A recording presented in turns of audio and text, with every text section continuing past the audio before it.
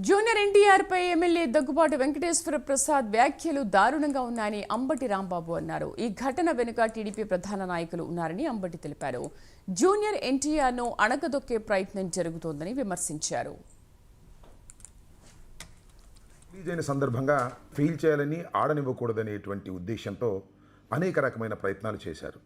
దీనికి తాజా ఉదాహరణ అనంతపురం జిల్లాకు చెందినటువంటి urban MLA Daggubati Venkateswara Prasad junior NTR అభిమానులను ఉద్దేశించి మాట్లాడినటువంటి మాటలు వైరల్ అవుతున్నాయి.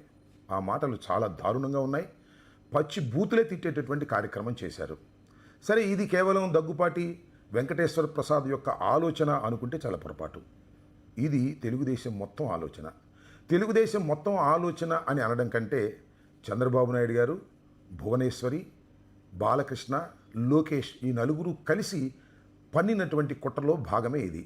జూనియర్ ఎన్టీఆర్ చిత్రాలను ఆడనివ్వకూడదని, జూనియర్ ఎన్టీఆర్కి భవిష్యత్తు లేకోకుండా చేయాలని ఒక కుట్రపూరితంగా చాలా సంవత్సరాల నుంచి వీరు ప్రయత్నం చేస్తున్నారు. సరే, వాళ్ళు ఎందుకు ప్రయత్నం చేస్తున్నారు, దానికి కారణాలు ఏమిటి అనే విషయాలను కూడా మనం చర్చించుకుందాం.